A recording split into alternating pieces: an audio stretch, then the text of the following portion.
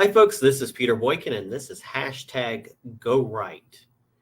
And this is the election special. Thank you for tuning in. We'll be right back.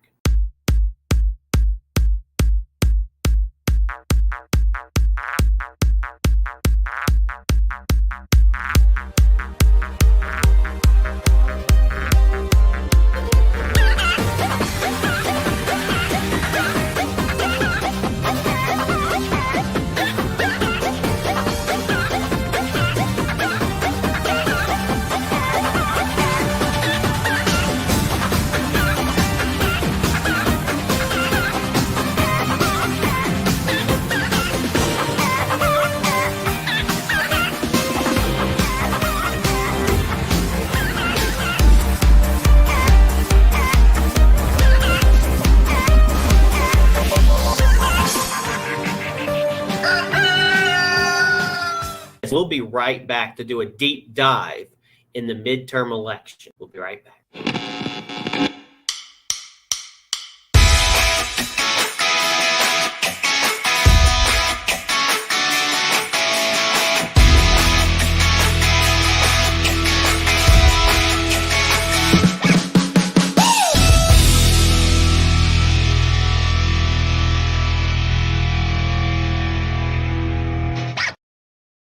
Sorry to keep you waiting. Complicated business.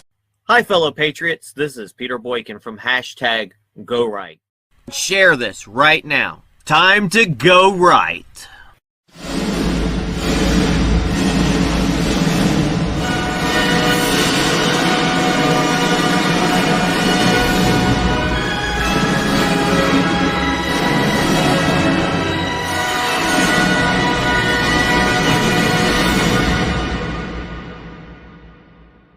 With the midterm elections here, we're doing a deep dive into the House, the Senate, and the governor races. Let's talk about the House first, the Red House. Let's look at the House of Representatives, where the Democrats currently hold a narrow 220 to 212 majority with 3 vacant seats. That means the Republicans only need to pick up 6 seats to take majority control. Now, the House forecast, there are a lot of election analysts out there, but for the sake of this, we're going to use real clear politics. Now, they forecast Republicans likely will take 225 seats, and Democrats will likely take 175 seats. 35 seats are a toss-up. Under these circumstances, even if Democrats take every toss-up, what they won't, the GOP still takes control. Now, follow the money. According to Axios, the situation for House Democrats is so bad that the party is having to pull its money from toss-up races and invest it into races that should be low cost, easy wins for Democrats. Axios gives an example. The Democrats' House Majority PAC moved funds from an Oregon district Biden carried by 9 points to salvage a suburban Portland district Biden won by 13 points. Now, the generic congressional ballot also points to a red wave hitting the House. When speaking which party voter plans to vote for a midterm congressional elections, here are the results from the 10 most recent major polls, all conducted in October. Emerson, GOP +5. Rasmussen, GOP +4. Economist, GOP +1. NBC News, GOP +1. Monmouth, GOP +6. Politico, Democrats +1. CNBC, GOP +2. CBS News, GOP +2. Harvard Harris, GOP +6. And Trafalgar, GOP +5. Now, what's moving voters? Nancy Pelosi told a reporter that when people ask about them about inflation, Democrats have to change the subject. And there's a reason she doesn't want to talk about it. 79% of voters say the economy is important to their voting decisions, the highest among 80 issues presented to them, according to Pew Research. When asked about which party they trust to handle the economy, voters said 22% choose Democrats, 36% choose Republicans, plus 14 prefer GOP. That's a very bad recipe for Democrats. Can the GOP take the Senate?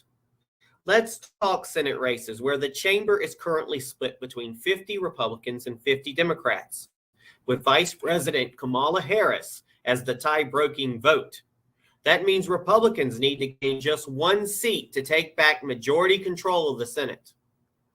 There are 35 Senate seats up for re-election this cycle, and 21 are currently held by Republicans. 14 are held by Democrats. And most of these seats are either reliably Democrat or reliably Republican. But a few key races are going to decide the balance of power in the Senate for the next 2 years. Here's where you should be looking. In Pennsylvania, Dr. Oz, a Republican, and John Fetterman, a ogre from Democrat, an ogre that's a Democrat, are battling over an open Senate seat. Polls have had Fetterman up by 1% up until now. But after the disastrous debate performance that he had, I think you're going to see Oz pull ahead. Now in Ohio, J.D. Vance, a Republican, is challenging incumbent Senator Tim Ryan, a Democrat. Vance is up by several points in all recent polls. As long as the Ohioans turn out, this will be a key Republican pickup. Now in Georgia, Herschel Walker, a Republican. I might say I don't like the guy that much myself, but he is challenging incumbent Senator Raphael Warnock, a Democrat. The polling average gives Warnock less than a 1% edge, making this a true toss-up.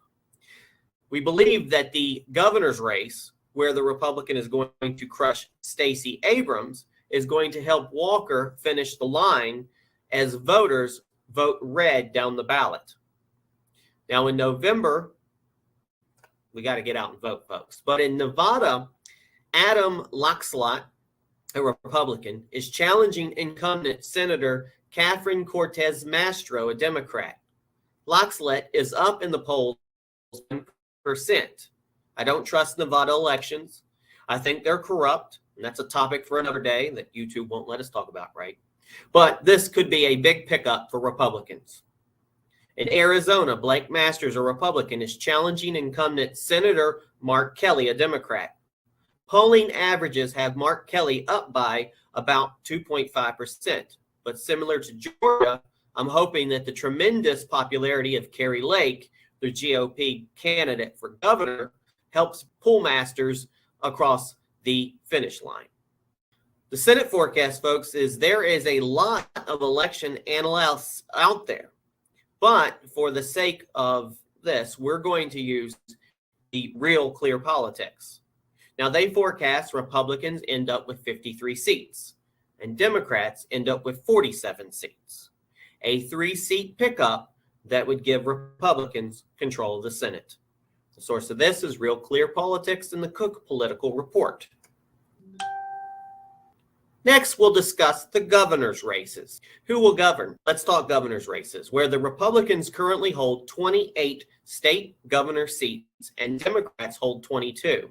This cycle, 34 of those seats are up for re-election. Now, the governor's forecast, there is a lot of election analysis out there, but for the sake of this, we're going to use Real Clear Politics again. Now, they forecast Republicans end up with 31 governors, Democrats end up with 19 governors, and that's a 3-state pickup for Republicans. In this scenario, Democrats take 2 seats held by Republicans, Massachusetts and Maryland. Republicans take 5 seats held by Democrats, Kansas, Michigan, Nevada, Oregon, and Wisconsin. Now, other races where we have a shot.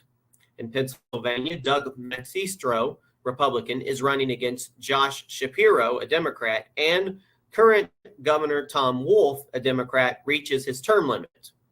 The polls have Shapiro up by 6%, but President Trump is going all in to help Massistro close the gap and is doing a rally in Pennsylvania the night before the election.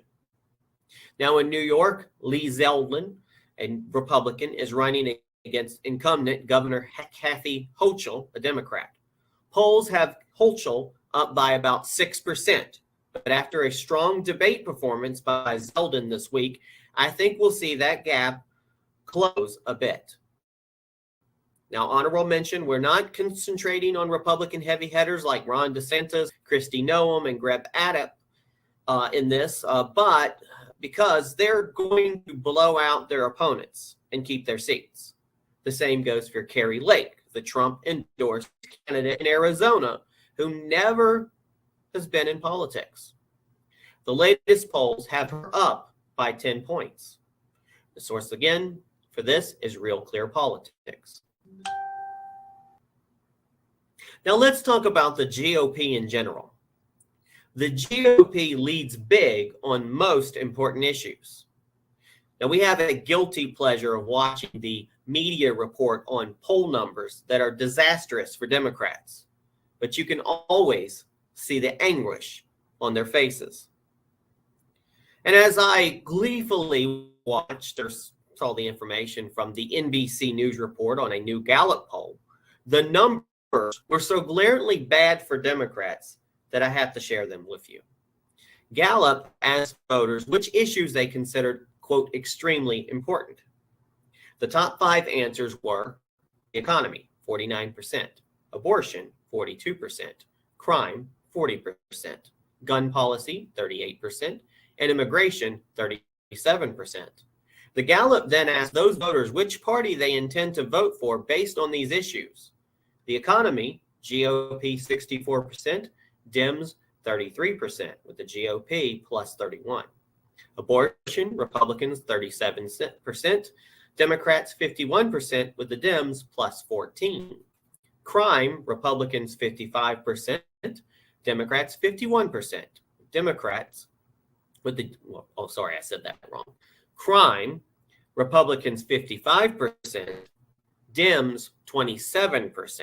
We'll get that one right. The GOP plus 18. Gun policy, Republicans 44%, Democrats 39%, GOP plus 5. And immigration, Republicans 55%, Democrats 22%, with the GOP plus 33. On 4 out of the 5 top issues, voters trust Republicans to clean up the mess, and by huge margins. The source of this is Gallup. While we can see the massive red wave on the horizon, this isn't the time to take our foot off the gas. Make sure your calendar is clear to vote on Election Day. Offer to drive a Republican, family member, or friend to the polls with you. And if you can't make it on Election Day, vote early.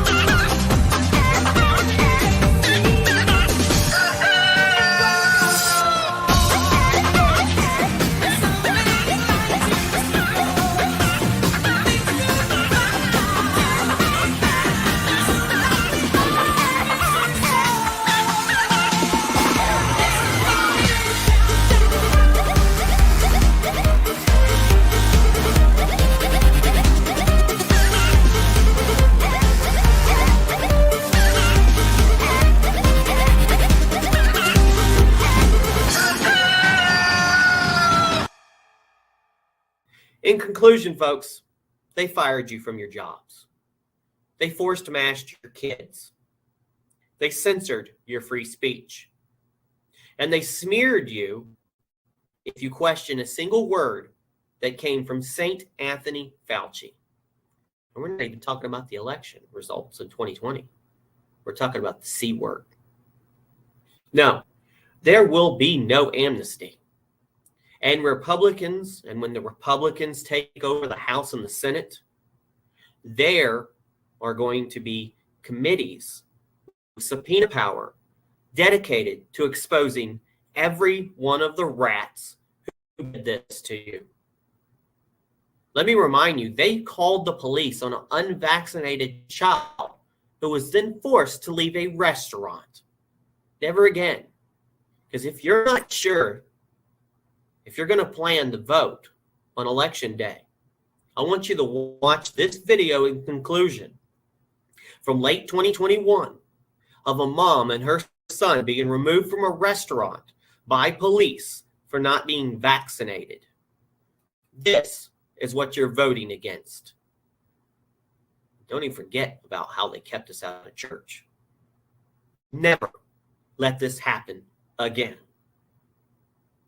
Thanks for tuning in. Watch this video. God bless. You just pay the same as you can't serve. Otherwise, if you're not going to pay for it, you have the card. I know, but you don't have it, then you're going to have to leave. And if not, no,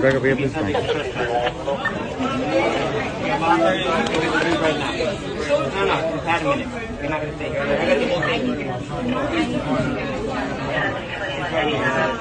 Okay? You do have to leave, man. Right? You came in with jacket? You have to leave. You have to leave. Wow. Scaring a child, traumatizing a child. Hope you feel good about yourself, NYPD.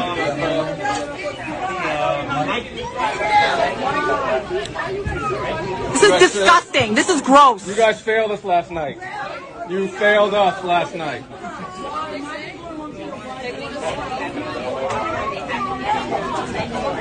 You all failed us. We're here for you and your kids. Disgraceful. You failed. You failed yourself, NYPD. You failed yourself. Is this what you signed up for? Is this what justice looks like for you? Is this what you dreamed of when you wanted to be a cop?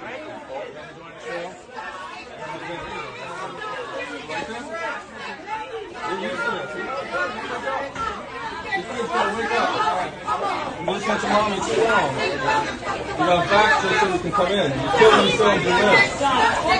You're killing yourselves to live. Look at this. Attention, please. All right, so unless you have vaccination cards, all right, you have to exit the restaurant. All right. If you leave voluntarily, all right, you will not be pressed. There will not charges pressed against you. Otherwise, you will be arrested for trespass. All right. This will be your only warning, please. Yeah, a child crying is funny, right, for you? Thanks for listening to Go Right with Peter Boykin. Please like this post, and please subscribe and follow and share this podcast to all your social media accounts, and visit GoRightNews.com for more Go Right News with Peter Boykin. If you like what you hear, help support the podcast by donating. The link to donate is on GoRightNews.com. Thank you for your support. Check out this news story and more on GoRightNews.com and the podcast #GoRight with Peter Boykin. Go right and register to vote. Your vote matters, so vote. Go right and vote. #Go Right. Go right. Do right. Be right. Go right. Do right. Be right. Lead right. Think right. Vote right. Vote right. Think right. Lead right. #Go Right. It's time to join the Go Right movement. It is time to #Go Right for America. Join us at GoRight.us and GoRightNews.com. It is time for the Great American Revival, and it is time to #Go Right for America. Thanks again, everybody, for listening to this, and please share it everywhere. Again, this has been #GoRight with Peter Boykin, a part of Go Right